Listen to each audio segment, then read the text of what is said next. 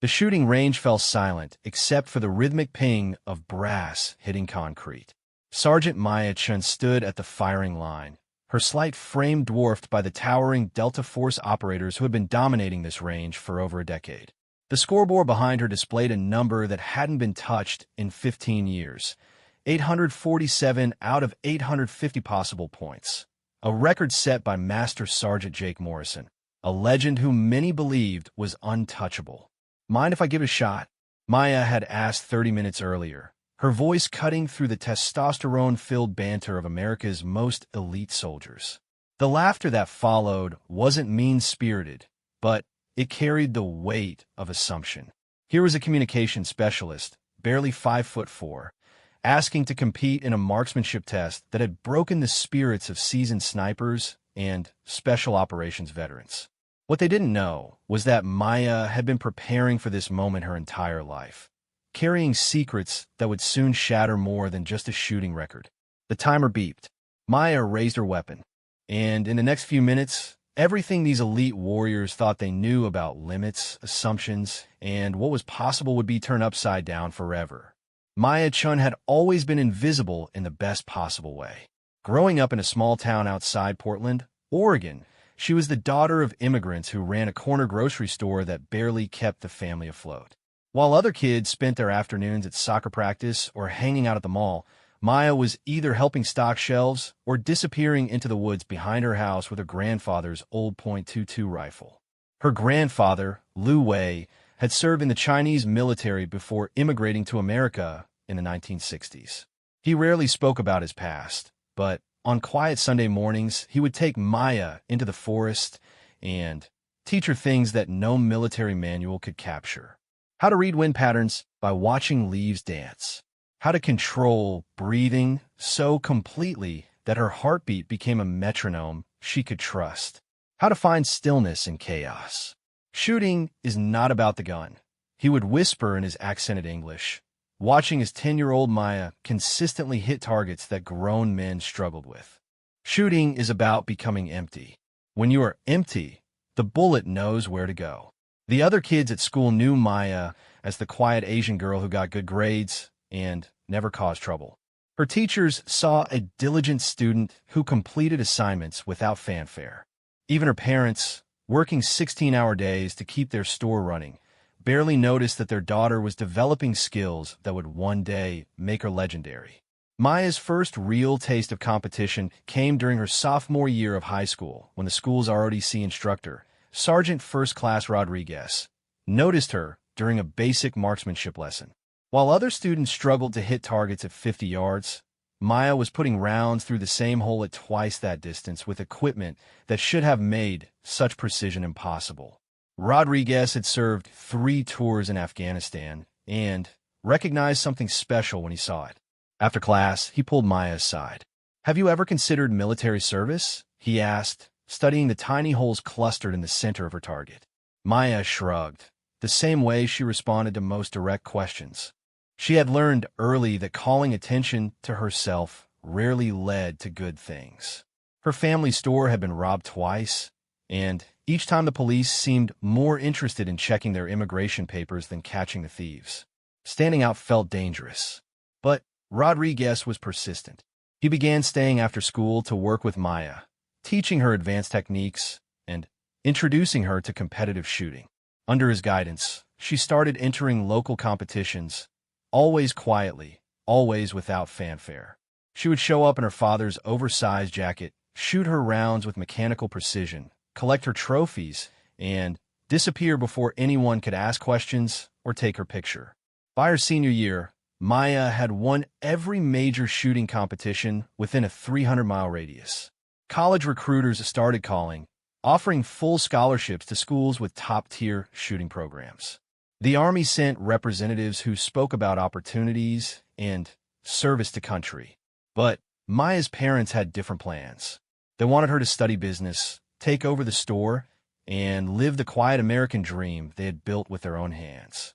The argument that changed everything happened on a rainy Thursday evening in March. Maya's mother had just finished tallying the day's meager receipts when she found the stack of scholarship letters hidden under Maya's mattress. The conversation that followed was conducted in a mixture of Mandarin and English, voices raised in a way that was rare in the Chen household. "You think you're too good for our life?" her mother demanded, waving a letter from the United States Military Academy at West Point. "You think running off to play soldier is better than honoring your family?" Maya tried to explain that it wasn't about being too good for anything. It was about feeling like she had something inside her that was too big for their small world. Something that demanded more space, more challenge, more purpose than ringing up lottery tickets and cigarettes for the rest of her life. Her grandfather, who had been listening from a chair by the window, finally spoke. "Let her go," he said quietly in Mandarin. "She has her mother's stubborn heart and her grandfather's steady hands. The world needs both." The family meeting that followed lasted until dawn. By the time the sun rose over the Cascade Mountains, Maya had her parents' blessing to accept a full scholarship to Oregon State University, where she would study engineering and compete on their nationally ranked shooting team. College was the first time Maya had been surrounded by people who understood her passion. Her teammates and coaches recognized that her abilities went far beyond natural talent. She approached shooting with the discipline of a monk and the analytical mind of an engineer. She kept detailed logs of every shot, tracking variables like temperature, humidity, barometric pressure, and her own biorhythms. During her sophomore year, Maya's coach arranged for her to attend a special training camp run by former Olympic shooters and military marksmen. It was there that she first encountered soldiers from special operations units who had come to hone their skills alongside civilian competitors. One of those soldiers was Staff Sergeant Marcus Williams, a Green Beret who had served multiple deployments in Iraq and Afghanistan. Marcus had heard rumors about a college kid who was out hooding seasoned professionals, but seeing Maya in action was something else entirely. She had a way of making the impossible look routine, hitting targets that experienced soldiers missed while maintaining a calm that seemed almost supernatural. "You ever think about taking those skills somewhere they could make a real difference?" Marcus asked her during a break between shooting sessions. Maya looked at him with the same measured expression she gave every recruiter who had tried to win her over. But something about Marcus was different. He wasn't trying to sell her on glory or adventure. He was talking about service in a way that resonated with the values her grandfather had instilled in her. That conversation planted a seed that grew throughout her remaining college years. Maya began researching military careers that would allow her to use her shooting skills while developing other abilities. She learned about communications specialists, intelligence analysts, and the complex support roles that kept special operations teams functioning in hostile environments. The decision to enlist came during her senior year, after she had completed her engineering degree and led her college team to a national championship. The Army recruiter who finally won her over was a woman named Captain Sarah Mitchell, who had served in some of the military's most challenging assignments and spoke honestly about both the opportunities and sacrifices that military life demanded. "I won't lie to you," Captain Mitchell had said during their final meeting. "The Army isn't always going to recognize what makes you special right away. You'll have to prove yourself over and over, often to people who will underestimate you before they even see you shoot. But if you're willing to be patient and persistent, there are opportunities that could take you places you never imagined." Maya enlisted as a communications specialist with a plan to eventually try out for special operations support roles. Her first assignment was to Fort Bragg, home to some of the most elite units in the American military. She arrived with 2 duffel bags, her grandfather's blessing, and skills that would soon turn the special operations world upside down. Basic training had been almost easy for Maya. Her years of competitive shooting had already taught her discipline, attention to detail, and the ability to perform under pressure. While other recruits struggled with the physical and mental demands, Maya moved through the process with the same quiet competence that had defined her entire life. Her drill sergeants noticed her marksmanship abilities immediately, but Maya was careful not to show off too much. She had learned that being the best at everything could create resentment and unwanted attention. Instead, She consistently shot expert scores while helping weaker shooters improve their own performance. It was during advanced individual training that Maya's true abilities began to surface. The communication school at Fort Gordon taught her how to operate sophisticated radio equipment, maintain encrypted networks, and coordinate complex operations across multiple units. But it was during the combat exercises that her unique combination of technical skills and marksmanship abilities really stood out. In one memorable exercise, Maya's unit was tasked with establishing a communication relay in hostile territory while under simulated enemy fire. While her teammates focused on setting up equipment, Maya took it upon herself to provide overwatch with her assigned M4 carbine. From a distance of nearly 400 yards, using iron sights in low light conditions, she systematically eliminated every opposing force that threatened their position. The exercise controllers had to review the simulation data 3 times before they believed that one soldier with basic equipment had achieved what usually required a trained sniper with specialized gear. Maya's company commander, Captain Jackson, called her into his office the next day. "Chen, I've been in the Army for 12 years, and I've never seen anything quite like what you did yesterday," he said, reviewing the after-action report. "Have you ever considered applying for specialized training?" Maya had been waiting for this conversation since the day she enlisted. "What kind of specialized training, sir?" Captain Jackson smiled. "The kind that would put your skills to better use than just carrying a radio." Within 6 months, Maya had completed airborne training, passed the physical and mental evaluations for special operations support, and received orders that would change the trajectory of her military career forever. She was being assigned to support Delta Force operations at a classified location, where her communications expertise and unexpected combat abilities would be put to the ultimate test. The night before she left Fort Gordon, Maya called her grandfather. Now in his 80s, his voice was weaker than she remembered, but his words carried the same wisdom that had shaped her entire approach to life. "Remember," he said in Mandarin, "the strongest tree bends without breaking. You have learned to be still in the storm. Now you will learn to be the storm when stillness is not enough." Maya packed her gear, said goodbye to the friends who had become like family during training, and prepared to enter a world where her quiet competence would be tested against challenges she could barely imagine. She had no idea that within 2 years, she would be standing on a firing range, about to shatter a record that had stood for 15 years and change the way an entire community of elite warriors thought about limits and possibilities. The first thing Maya noticed about the Delta Force compound was how normal it looked from the outside. Hidden behind layers of security checkpoints and bureaucratic camouflage, the facility could have been mistaken for a corporate training center or government research lab. Only the subtle signs gave away its true nature. The way every person moved with controlled purpose, the carefully neutral expressions that masked constant alertness, and the underlying tension that came from housing some of the most dangerous people on Earth. Maya's sponsor, Master Sergeant Thompson, met her at the final security checkpoint. Thompson was a walking contradiction. Barely 5 feet 8 inches tall, but built like a compact bulldozer, with graying temples that spoke to decades of service, and eyes that seemed to catalog every detail of his surroundings simultaneously. "Chun, right?"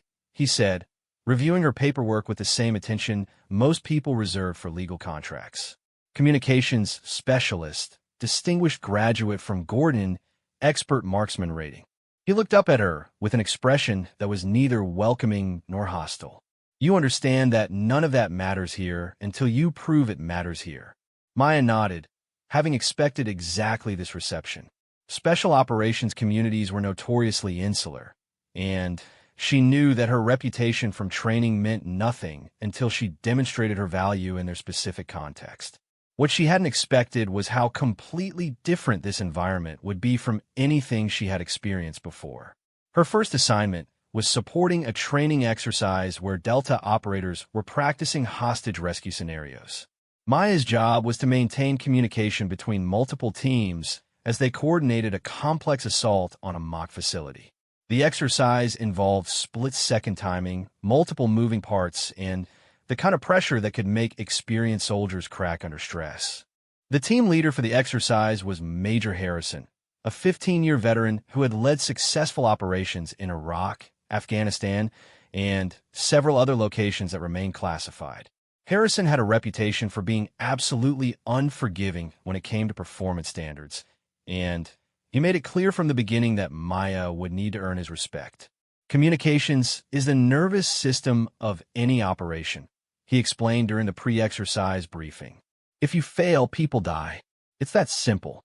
We don't have time for learning curves or second chances. Either you can do this job at the level we need, or you can't. The exercise began at 400 hours with Maya positioned in the Tactical Operations Center, surrounded by banks of radio equipment and computer screens displaying real-time feeds from multiple sources. Her job was to coordinate between 4 different assault teams, 2 overwatch positions, a helicopter crew, and explosive ordnance specialists, all while maintaining contact with higher command and monitoring emergency frequencies. For the first hour, everything went according to plan. Maya managed the communication flow with the same methodical precision she brought to everything else, tracking multiple conversations while maintaining perfect situational awareness of the overall operation. But then, the exercise controllers introduced complications designed to test the team's ability to adapt under pressure. The first complication was a simulated equipment failure that knocked out primary communications for 2 of the assault teams. Maya had to quickly establish alternative communication paths while ensuring that the other teams remained coordinated. She accomplished this by reconfiguring radio frequencies and establishing relay protocols that kept everyone connected despite the technical challenges. The second complication was more serious. One of the assault teams encountered unexpected resistance and became pinned down in a position where they couldn't advance or retreat safely. The team leader's radio was damaged, and they were using emergency frequencies to call for support. Maya found herself in the position of being the only person who could maintain contact with the trapped team while coordinating their rescue.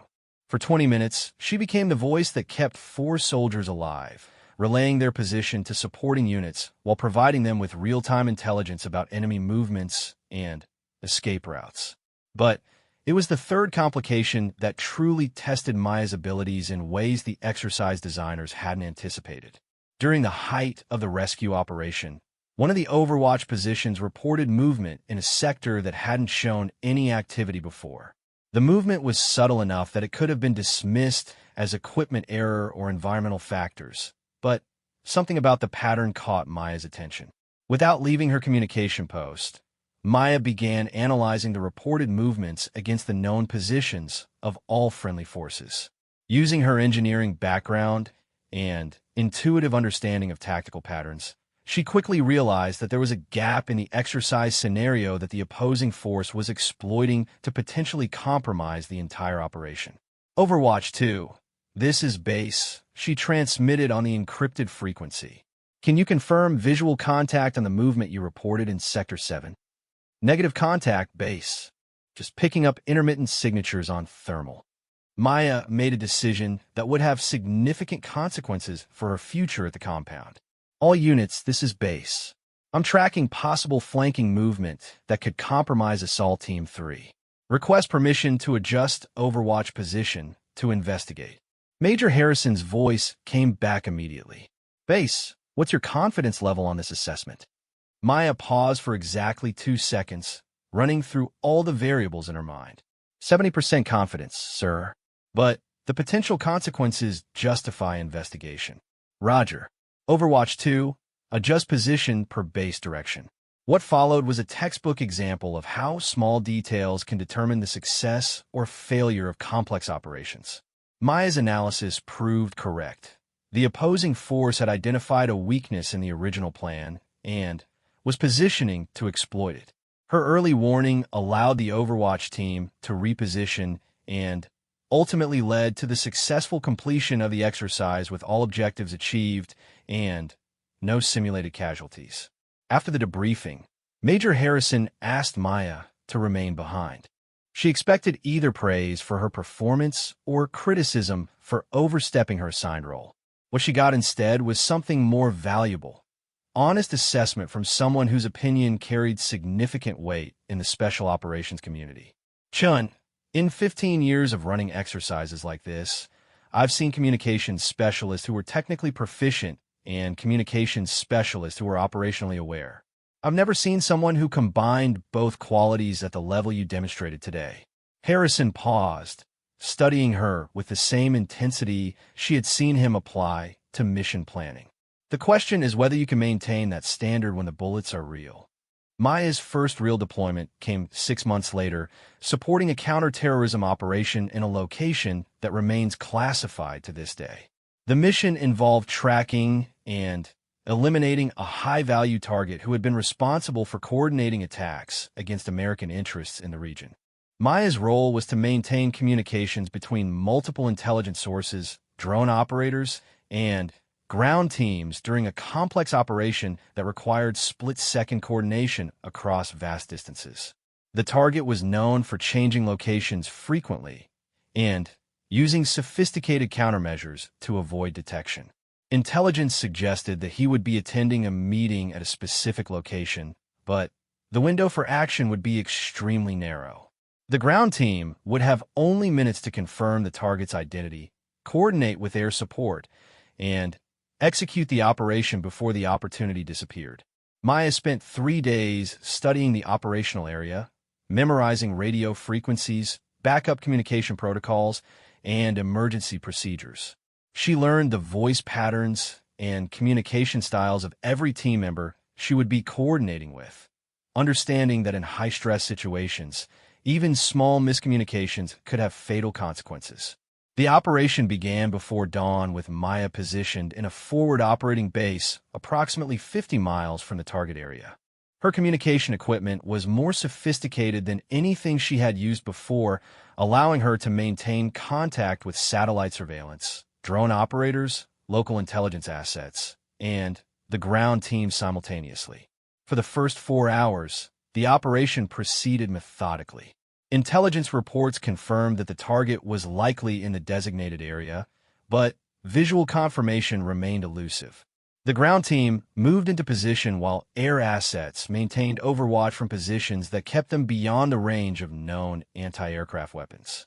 The breakthrough came when one of the local intelligence assets reported unusual activity at a compound that hadn't been on the original target list.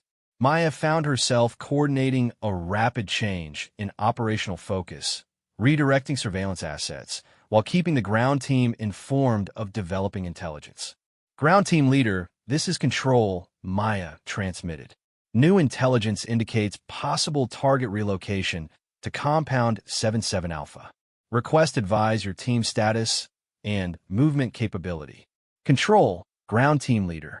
We can reposition, but it will take approximately 30 minutes to reach new location. What's your confidence on new intelligence? Maya was processing information from multiple sources simultaneously, correlating reports from human intelligence, electronic surveillance, and aerial reconnaissance. The pattern that emerged painted a picture of a target who had detected possible surveillance and was taking evasive action. Ground team leader, confidence level is high. Recommend immediate movement to new position. Be advised, target appears to be aware of possible surveillance and may have limited window of opportunity. What happened next tested every skill Maya had developed during her years of training and preparation. The target did exactly what intelligence had predicted. He attempted to leave the compound using a route that would take him through terrain where ground interdiction would be nearly impossible. Maya found herself coordinating a complex operation involving helicopter gunships, ground teams moving across difficult terrain, and intelligence assets tracking multiple vehicles simultaneously. For 45 minutes, she was the central nervous system of an operation that required split-second timing and perfect information flow. The mission succeeded but barely. The target was eliminated, but only because Maya had maintained perfect situational awareness during the most chaotic moments of the operation. Her ability to process multiple information streams while maintaining clear communication had prevented what could have been a complete mission failure. The after-action review was conducted by Colonel Martinez, the commanding officer for special operations in the region. Colonel Martinez had overseen hundreds of similar operations and was known for his ability to identify the critical factors that determine success or failure. Specialist Chun, he said during the private portion of the debrief, your performance during yesterday's operation was exceptional. You've demonstrated the kind of operational awareness and technical proficiency that we typically see only in our most experienced personnel. How long have you been supporting special operations? 18 months, sir. Colonel Martinez made a note in his file. I'm recommending you for advanced training opportunities that could significantly expand your career options. Are you interested in developing capabilities beyond communications? This was the moment Maya had been working towards since the day she enlisted. Yes, sir. I'm interested in any training that would allow me to contribute more effectively to mission success. Good. I'm recommending you for weapons specialist training, advanced tactical training, and eventual evaluation for direct action roles. Based on what I've seen, I believe you have the potential to operate at levels that very few people ever achieve. The advanced training that followed would push Maya to limits she hadn't known existed.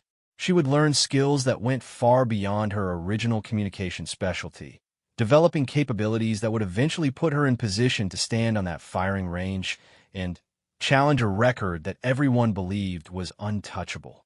But first, she had to prove that her success hadn't been luck or circumstances.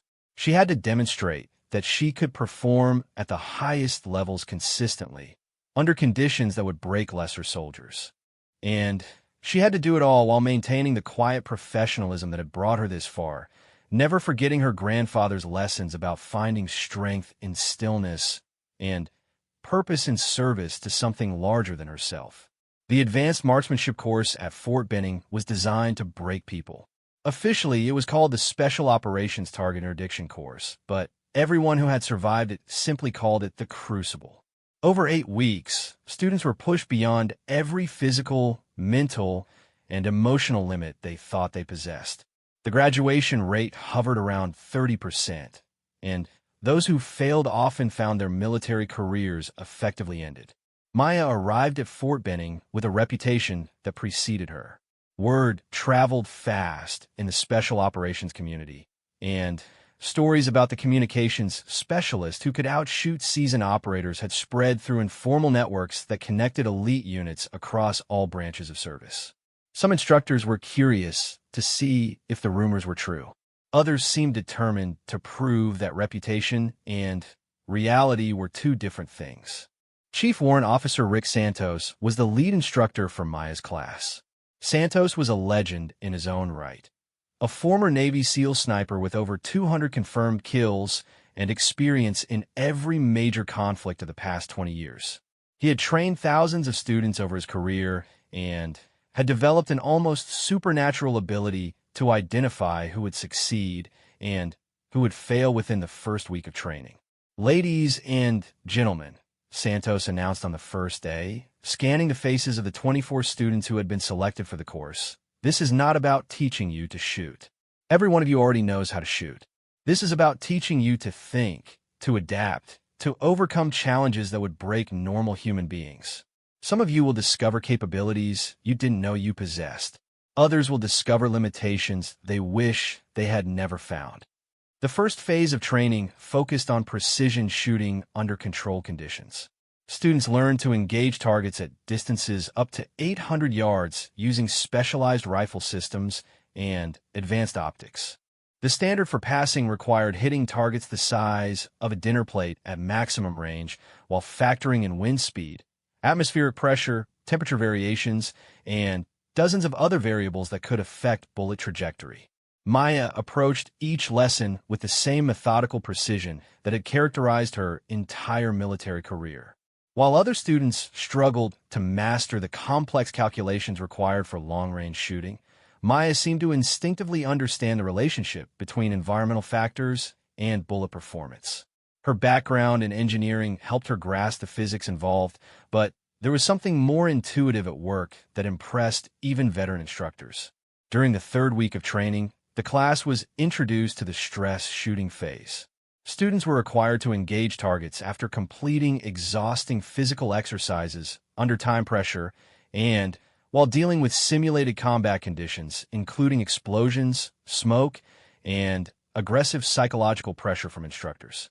It was during one of these exercises that Maya first encountered Master Sergeant Jake Morrison, the Delta Force operator whose shooting record would eventually become her target. Morrison was visiting the school as part of an instructor exchange program, and he had heard rumors about the female communications specialist who was supposedly outperforming seasoned special operations veterans.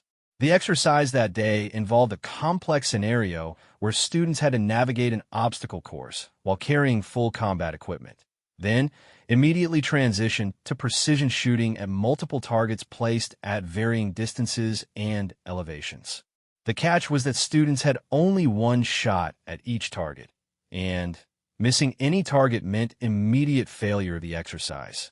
Maya completed the obstacle course in the middle of the pack, neither fastest nor slowest, conserving energy for the shooting portion that she knew would determine success or failure. When she reached the firing line, her heart rate was elevated from the physical exertion, her breathing was irregular, and sweat was dripping into her eyes despite the cool morning air. But as she settled into her shooting position and began acquiring her first target, something remarkable happened. All the external pressures seemed to fade away, replaced by the kind of focused calm that her grandfather had taught her to find in moments of greatest challenge. Her breathing regulated automatically, her heart rate dropped, and her vision seemed to become supernaturally clear. The first target was a 6-inch circle at 200 yards. Maya's shot struck dead center. The second target was an 8-inch diamond at 350 yards. Another perfect hit. By the time she engaged the fifth and final target, a 4-inch square at nearly 500 yards, a crowd of instructors had gathered to watch.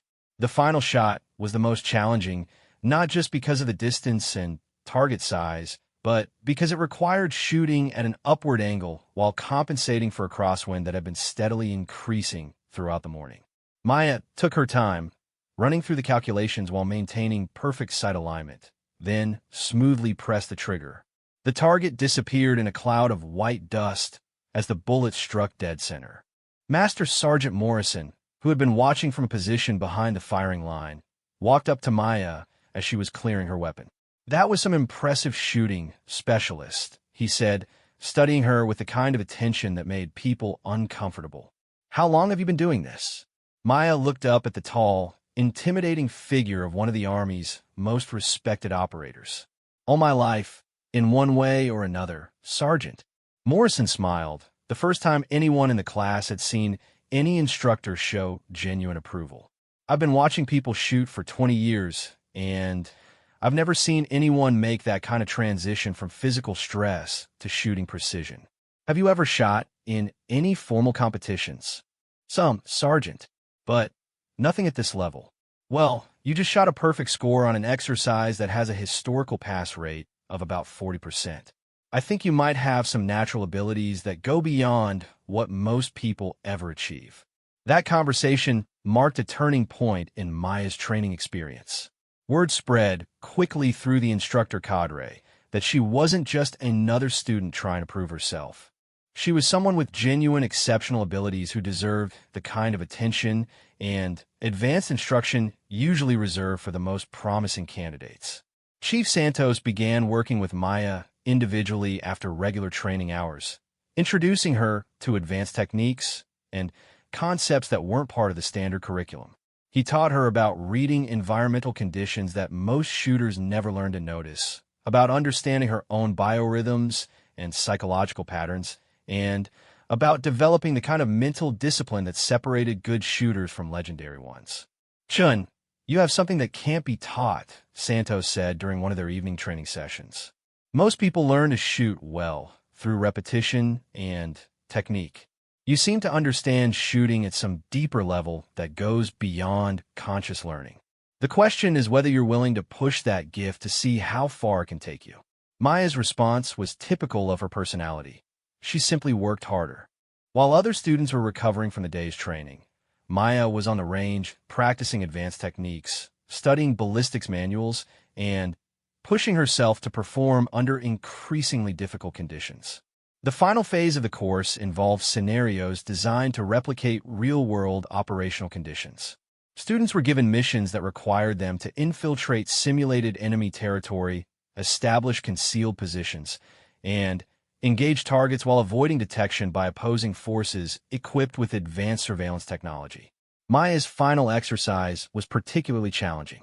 She was required to establish a sniper position in heavily wooded terrain, then engage 3 targets sequentially while remaining undetected by a team of instructors who were actively searching for student positions using thermal imaging and other advanced detection methods. The targets were placed at ranges from 400 to 700 yards at different elevations and designed to be visible only for brief windows when lighting conditions and sight lines aligned properly. Students had to demonstrate not just shooting ability, but fieldcraft, patience, and tactical thinking that went far beyond basic marksmanship. Maya spent 6 hours moving into position, using techniques her grandfather had taught her for moving silently through natural terrain. She established her hide site in a location that provided sight lines to all 3 targets while offering concealment from multiple observation angles. When the exercise began, Maya had to wait for over 2 hours before the first target became visible. During this time, instructor teams passed within 50 yards of her position multiple times without detecting her presence. Her ability to remain motionless and invisible demonstrated fieldcraft skills that impressed veterans who had spent entire careers perfecting such techniques. The first shot came at target 620 yards away, briefly visible through a gap in the forest canopy. Maya had less than 10 seconds from target identification to engagement, requiring her to range the target, calculate environmental factors, and deliver a precision shot under extreme time pressure. The shot was perfect. The second target appeared 37 minutes later at 415 yards. This time, Maya had to engage while instructor teams were actively searching the area with thermal imaging equipment. Any movement or heat signature could reveal her position and result in immediate failure. Again, perfect shot. The third target was the ultimate test. A 700-yard shot at a target that would be visible for only 8 seconds as simulated personnel moved between buildings in a mock village. Maya had been in position for nearly 4 hours, and maintaining the kind of motionless discipline required for concealment was beginning to take a physical toll. When the target appeared, Maya's shot was so precisely timed and placed that observers initially thought she had missed because the target disappeared exactly when it was supposed to, showing no sign of being hit. Only when they checked the target did they discover that Maya's bullet had struck within an inch of the intended point of impact. The exercise concluded with Maya successfully exfiltrating from her position without ever being detected by the opposing force. Chief Santos later said that in 15 years of running similar exercises, he had never seen a student demonstrate such a complete combination of shooting skill, fieldcraft, and tactical awareness. The graduation ceremony for the advanced marksmanship course was a subdued affair. Of the 24 students who had started the program, only 7 successfully completed all requirements. Maya graduated with the highest overall score in the course's history, earning recognition not just for her shooting ability, but for her overall tactical proficiency. More importantly, she had earned something that couldn't be measured by scores or certificates: the respect of some of the military's most elite operators. Chief Santos recommended her for immediate assignment to direct action roles, and multiple special operations units requested her for their teams. But Maya's most significant achievement was personal. She had proven to herself that the quiet discipline her grandfather had taught her could be translated into capabilities that went far beyond what anyone might have expected from the shy girl who had grown up helping her parents run a corner grocery store. The shooting skills were just the beginning. Maya had learned to think tactically, to operate independently under extreme pressure, and to maintain the kind of mental discipline that allowed her to perform impossible tasks while making them look routine. She had become someone who could be trusted with the most challenging missions and the most dangerous assignments. as Maya prepared for her next assignment, supporting Delta Force operations in a classified theater. She carried with her not just advanced training and proven abilities, but the quiet confidence that came from knowing she belonged among the military's elite. She had transformed herself from an invisible observer into someone who could change the outcome of critical operations through sheer excellence. The stage was set for the moment that would make her legendary. The day she would stand on a firing range, ask if she could give a shot, and proceed to shatter a record that had stood untouchable for 15 years. The morning of March 15 started like any other day at the Delta Force compound. Maya had arrived early for physical training, completing her usual routine of running, strength exercises, and equipment maintenance before most of the base was even awake. She had learned that maintaining peak physical condition wasn't just about performance. It was about earning credibility in a community where physical standards were considered the foundation of everything else. After PT, Maya headed to the communications center where she was scheduled to coordinate a complex training exercise involving multiple teams practicing urban warfare tactics. The exercise was designed to test new coordination protocols that would be used in an upcoming deployment, and Maya's role was to ensure that communication flows remained clear and effective even when teams were operating in challenging electronic environments. The exercise went smoothly, a testament to Maya's growing reputation as someone who could be trusted with the most complex operational support tasks. But it was after the exercise concluded that the day took an unexpected turn. Major Harrison, who had become something of a mentor to Maya over the past year, approached her with news that would change everything. "Chun, I just got word from Division that we're getting some VIP visitors next week," Harrison said, reviewing a classified message on his secure tablet. Congressional delegation, some Pentagon brass, and a few reporters who've been cleared to observe training operations. Command wants to put together a demonstration that showcases our capabilities without revealing anything operationally sensitive. Maya nodded, understanding that such visits were part of the political reality that surrounded special operations funding and support. "What kind of demonstration, sir?" "Marksmanship competition between our operators and some guest shooters from other units. Nothing classified, just a chance to show off the kind of skills that justify our budget." Harrison paused, studying Maya with the kind of calculating look that usually preceded unusual requests. "I want you to participate." This was unexpected. Maya had been supporting Delta Force operations for over a year, but she had never been included in formal demonstrations or public-facing activities. Her role had always been behind the scenes, supporting operations rather than showcasing capabilities. "Sir, I'm not sure I'm the right choice for something like this. Wouldn't it be more appropriate to use operators who were specifically trained for direct action roles?" Harrison smiled in a way that suggested he had anticipated this response. "Chun, you've been out hooding our direct action guys in informal competitions for months. It's time to make it official. Besides, I think it would be valuable for our visitors to see that excellence comes in many forms, not just the stereotype they're expecting." The conversation that followed revealed that the marksmanship demonstration had become something more significant than Maya had initially understood. The Pentagon was increasingly interested in showcasing the diversity and broad capabilities of Special Operations Forces, and Maya's presence would help communicate that message in ways that traditional demonstrations couldn't achieve. But there was another factor at work that Harrison didn't initially mention. Master Sergeant Jake Morrison, the legendary Delta Force operator whose shooting record had stood untouched for 15 years, would be participating in the demonstration as part of his transition to an instructor role.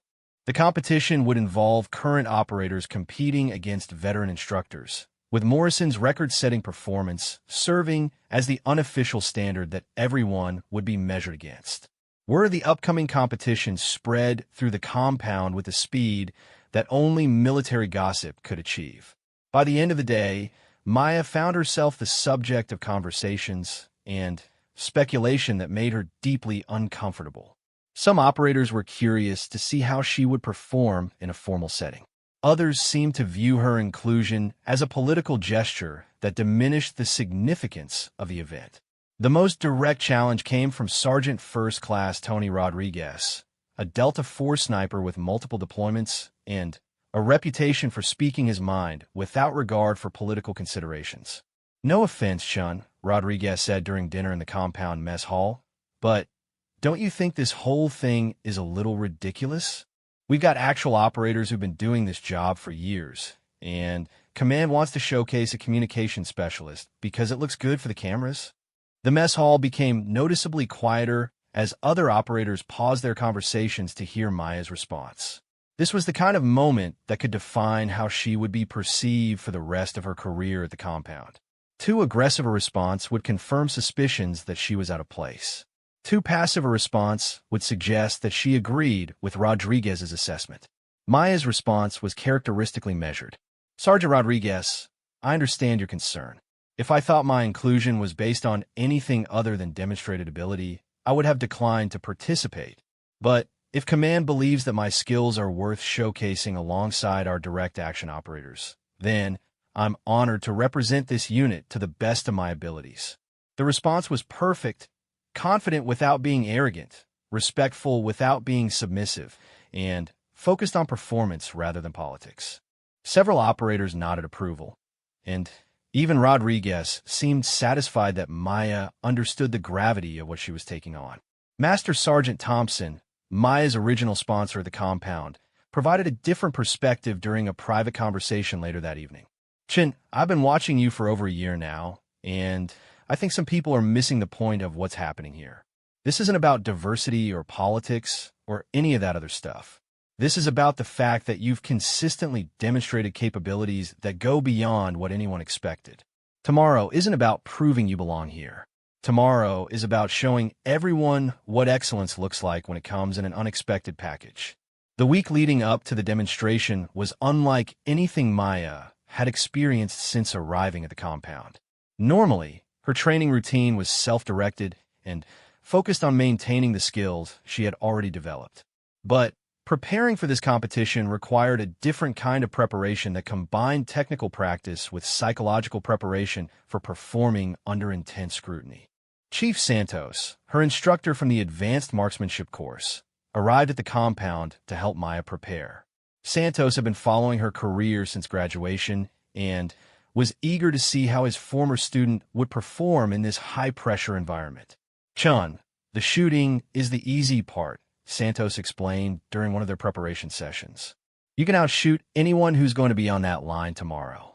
The challenge is going to be maintaining your focus when you've got dozens of people watching, cameras recording, and the knowledge that your performance is going to be evaluated by people who matter for your future career." Santos introduced Maya to visualization techniques and mental preparation methods that went beyond anything she had learned before. They practiced scenarios where Maya had to shoot while dealing with various distractions and pressures, building her confidence in her ability to maintain performance standards even under the most challenging conditions. The night before the competition, Maya received a phone call that put everything in perspective. Her grandfather, now in his late 80s and dealing with health issues that kept him mostly confined to bed, had somehow learned about the upcoming demonstration. "Little one," he said in a mixture of Mandarin and English that had become their private family language, "tomorrow you will show the world what I have always known. You carry the stillness of deep water and the precision of mountain wind. Remember what I taught you about becoming empty. When you are empty, the universe flows through you and finds its own way to the target." Maya's preparation ritual the morning of the competition was the same routine she had followed before every important shooting event since high school. She woke before dawn, spent time in meditation using techniques her grandfather had taught her, performed light physical exercise to ensure her body was loose and responsive, and then spent time visualizing perfect performance on each stage of the upcoming competition. The shooting range had been transformed for the demonstration. Bleachers had been set up for the VIP observers, camera positions had been established to capture the action from multiple angles, and the targets had been arranged in configurations designed to showcase different types of shooting skills. The course of fire would include precision shooting at various distances, rapid-fire exercises, and complex scenarios that required tactical thinking as well as marksmanship ability. Maya arrived at the range wearing standard BDU uniform with minimal insignia, carrying her assigned M4 rifle and the specialized ammunition that would be used for the competition. She looked like exactly what she was, a professional soldier prepared to demonstrate the capabilities that had earned her place among America's most elite military units. The other competitors were an impressive collection of military talent. In addition to Master Sergeant Morrison, the field included operators from Delta Force, Navy SEALs, Army Rangers, and Marine Force recon units. Each competitor had been selected based on demonstrated exceptional marksmanship ability, and several held records or had won major military shooting competitions. As Maya took her place on the firing line for the preliminary zeroing phase, she noticed the conversations among observers had become noticeably quieter. VIP visitors who had been engaged in animated discussions about military capabilities were now focusing their attention on the small female soldier who seemed almost out of place among the collection of imposing special operations veterans. The first stage of competition involved precision shooting at 600 yards, with each competitor engaging 10 targets under controlled conditions. This was considered a baseline test that would establish relative skill levels before moving to more challenging exercises. Maya's performance on this stage was flawless. 10 consecutive hits with groupings so tight that observers initially thought she had missed several targets entirely. Only when the target was retrieved did they see that her shots had clustered within a 2-inch circle, demonstrating the kind of precision that suggested almost supernatural control over her equipment and technique. But it was Master Sergeant Morrison's performance that reminded everyone why his record had stood untouched for 15 years. Morrison shot with the calm confidence of someone who had been doing impossible things for so long that they had become routine. His grouping was slightly larger than Maya's, but his shooting rhythm was so smooth and consistent that he seemed to be operating at a different level than everyone else on the line. The second stage involved rapid-fire engagement of multiple targets at varying distances, designed to test shooters' ability to transition quickly between targets while maintaining accuracy under time pressure. This was where many technically proficient shooters struggled, as the exercise required not just marksmanship, but tactical awareness and decision-making under stress. Maya approached this stage with the same methodical precision she brought to everything else, but her performance revealed capabilities that went beyond technical skill. She seemed to instinctively understand the most efficient way to engage each target sequence, minimizing movement while maximizing accuracy. Her shooting rhythm was so smooth that observers later described it as watching a machine programmed for perfection. When the scores for the second stage were announced, Maya had achieved a perfect score. Every target hit in minimum time, with no misses or penalties. Only 2 other competitors had achieved perfect scores on this stage, and one of them was Master Sergeant Morrison. The final stage was designed to be the ultimate test of marksmanship under pressure. Competitors would engage targets at distances up to 800 yards while dealing with various environmental challenges, including wind, lighting changes, and time pressure. The targets were smaller than those used in previous stages, and the shooting positions required awkward body positions that made steady aim extremely difficult. As Maya prepared for the final stage, she was aware that her performance had already exceeded everyone's expectations. She had proven that she belonged on the line with the military's elite marksmen, and she had demonstrated capabilities that commanded genuine respect from observers who had initially viewed her inclusion with skepticism.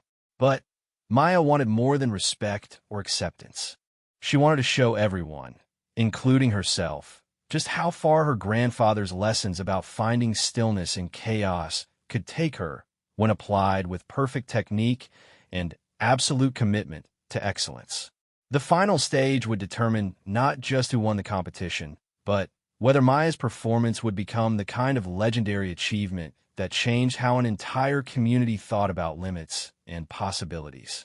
The final stage of the competition was scheduled to begin at exactly 1,400 hours, when lighting conditions and wind patterns would be most challenging for long-range precision shooting.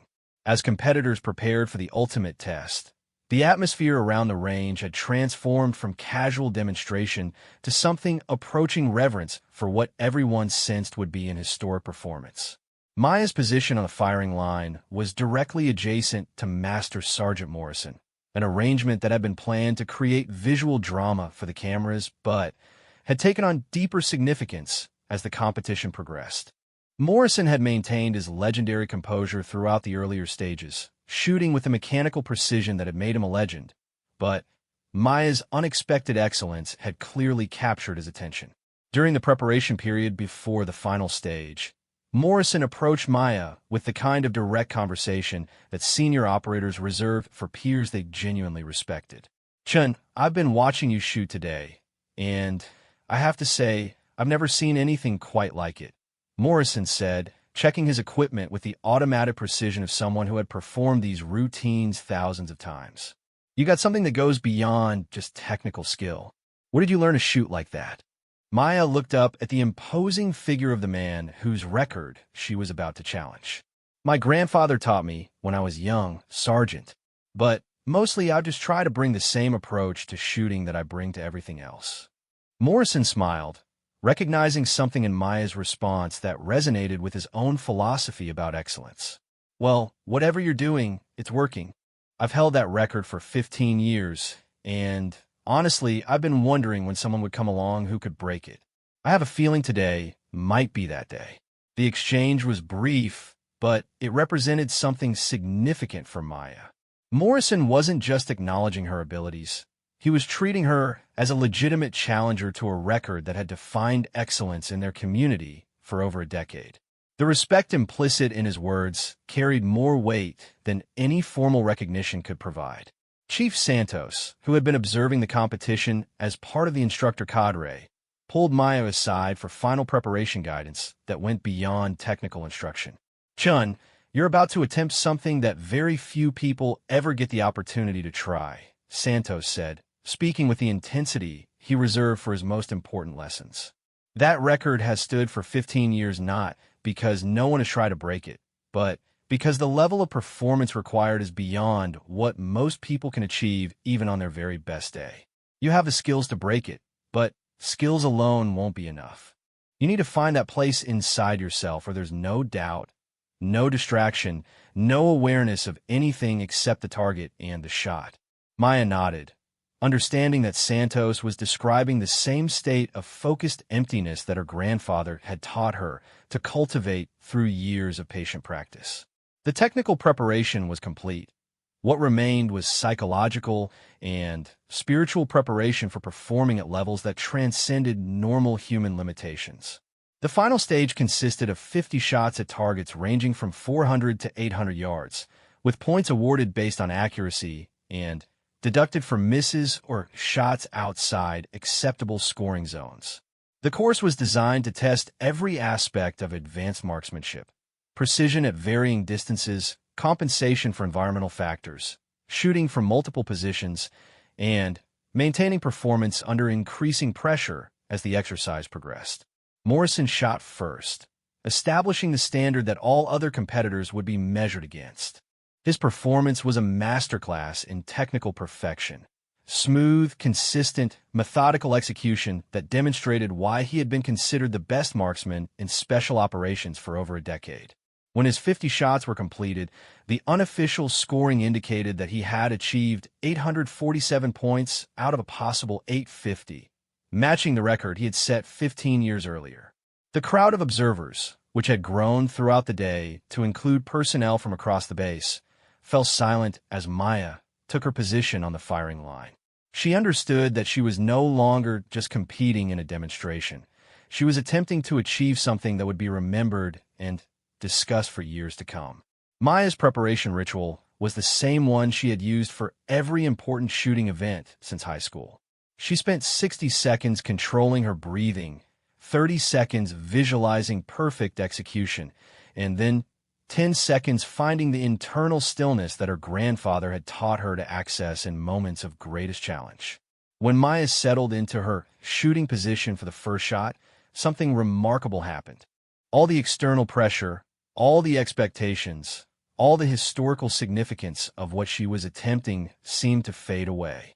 There was only the rifle, the target, and the absolute clarity that came from perfect preparation meeting perfect opportunity.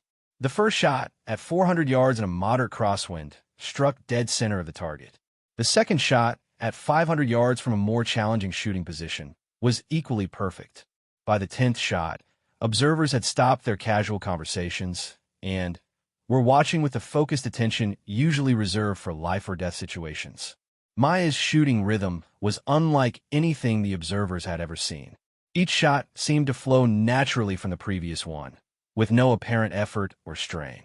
She moved between shooting positions with fluid grace, acquired targets with supernatural speed, and delivered shots with consistency that seemed to violate the normal laws of human performance under pressure.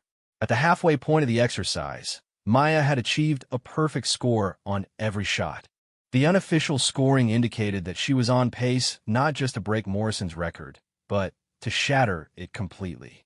The atmosphere around the range had become electric with anticipation, as everyone present began to realize they were witnessing something that might never be repeated. But it was during the final 20 shots that Maya's performance transcended from exceptional to legendary. The targets for this portion of the exercise were placed at maximum range under conditions specifically designed to challenge even the most skilled marksman. Wind speed had increased, lighting conditions were becoming more difficult, and the pressure of maintaining a perfect score while attempting to break a seemingly impossible record was enough to break the concentration of anyone who hadn't achieved complete mastery over their mental state. Maya's response to these challenges was to seem to become even more focused and precise. Her shooting rhythm never varied, her breathing remained perfectly controlled, and her sight alignment was so consistent that observers later said it looked like she was using a mechanical rest rather than shooting from supportive firing positions. Shot number 46 was fired at a target 750 yards away in a crosswind that was gusting up to 15 miles per hour. The target was a 6-inch circle that would challenge even the most advanced shooting systems under ideal conditions. Maya's shot struck exactly 2 inches from the center of the target, earning maximum points and maintaining her perfect score. Shot number 47 was even more challenging, 800 yards at a target partially obscured by heat shimmer that made accurate range estimation extremely difficult. Maya spent nearly 30 seconds studying the target through her scope, calculating environmental factors, and finding the precise sight picture that would deliver her bullet to the intended impact point. When she fired, the bullet struck within 1 inch of dead center. As Maya prepared for the final 3 shots, the range had become completely silent except for the sound of wind moving through the trees surrounding the facility. Everyone present understood that they were watching something historic unfold, and no one wanted to be responsible for any distraction that might affect the outcome. Shot number 48 was fired at a target that represented the absolute limit of what the competition designers had thought possible. 800 yards at a 4-inch square target, from a shooting position that required Maya to fire from a steep upward angle while compensating for wind that was shifting direction unpredictably. Maya's preparation for this shot took longer than any previous shot in the exercise. She seemed to be running through calculations and adjustments that went beyond anything she had been formally taught, drawing on an intuitive understanding of ballistics and environmental factors that represented the culmination of everything her grandfather had taught her about finding harmony between intention and outcome. When Maya fired, the bullet seemed to hang in the air for an impossibly long time before striking the target with an audible impact that carried clearly across the range. Through spotting scopes, observers could see that the shot had struck within millimeters of the target center, earning maximum points and keeping Maya's perfect score intact. The 49 shot was fired at a target that pushed the absolute limits of what was possible with the equipment and ammunition being used. 800 yards at a 2-inch circle, in wind conditions that were now gusting up to 20 miles per hour, from a shooting position that required Maya to fire while lying on her side in an awkward position that made steady aim extremely difficult. Maya's approach to this shot demonstrated the complete integration of everything she had learned throughout her life. Technical knowledge from her engineering background, physical discipline from years of athletic training, mental control from her grandfather's meditation teachings, and tactical awareness from her military experience all came together in a moment of perfect synthesis. The shot was perfect, dead center of a 2-inch target at 800 yards under conditions that would have challenged the finest precision rifles operated by the most skilled marksmen in the world. As Maya prepared for the 50th and final shot, everyone present understood that she had already achieved something extraordinary. She had broken Master Sergeant Morrison's record and had done so in a way that demonstrated capabilities that seemed to transcend normal human limitations. But Maya was focused on something beyond just breaking the record. She wanted to achieve a perfect score, 50 shots, 50 maximum scores, a demonstration of consistency and precision that would establish a new standard for what was possible when perfect preparation met perfect execution. The final target was positioned at the maximum range the facility could support, 850 yards at a target smaller than anything used in the previous shots. The wind was now gusting unpredictably. The late afternoon light was creating challenging visibility conditions, and Maya had been shooting for over 90 minutes under the kind of pressure that could break the concentration of anyone who hadn't achieved complete mastery over their mental state. Maya's preparation for the final shot was different from anything she had done before. Instead of running through technical calculations or adjusting for environmental factors, she seemed to enter a state of complete internal quiet that allowed her to access capabilities that went beyond conscious technique or learned skills. When Maya fired the final shot, the bullet seemed to find its own way to the target, guided by forces that transcended normal ballistics. The impact struck dead center of the smallest target at the greatest distance under the most challenging conditions, completing a perfect score that established a new record that many observers believed might never be equaled. The final score was announced with the kind of reverence usually reserved for historic achievements. 850 out of 850 possible points, a perfect score that shattered Master Sergeant Morrison's 15-year-old record and established Maya as the finest marksman in the history of American special operations. The response from the crowd of observers was initially stunned silence, followed by spontaneous applause that built into a standing ovation that lasted for several minutes. VIP observers, veteran operators, and support personnel all seemed to recognize that they had witnessed something that transcended normal military demonstration and entered the realm of legendary performance. Master Sergeant Morrison was the first person to congratulate Maya, approaching her with the kind of respect that one legend shows to another. "Chun, in 25 years of military service, I've never seen anything like what you just accomplished. That wasn't just exceptional shooting. That was a demonstration of human potential that most people would consider impossible." The aftermath of Maya's record-breaking performance created ripple effects that extended far beyond the shooting range. News of her achievements spread through military networks with a speed that only truly extraordinary accomplishments could generate. Within hours, Maya had received congratulatory messages from senior officers across all branches of service, requests for interviews from military publications, and informal inquiries from units that wanted to recruit someone capable of such exceptional performance. But perhaps the most meaningful recognition came in a phone call that evening from her grandfather, who had somehow learned about her achievement despite being thousands of miles away and confined to bed by his deteriorating health. "Little one," he said in the mixture of languages that had become their private communication, "today you showed the world what I have always known. You carry within you the stillness that allows the universe to flow through you and find its own perfect expression. You have honored not just yourself and your family, but the ancient wisdom that taught you to find strength in emptiness and precision in surrender." Maya's response was characteristically modest. "Grandfather, I was just trying to do my best with the gifts you helped me discover." "No, little one. Today you became something more than yourself. Today you became a demonstration of what is possible when human potential is developed without limits and expressed without fear."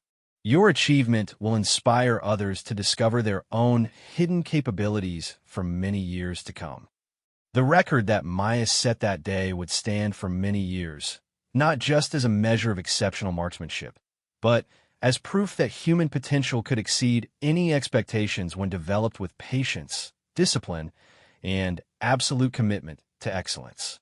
Her achievement became legendary not just because of the technical accomplishment, but because of what it represented about the possibilities that exist when someone refuses to accept limitations and dedicates themselves completely to discovering how far their gifts can take them. Maya returned to her regular duties the following week, supporting Delta Force operations with the same quiet professionalism that had characterized her entire military career. But everything had changed.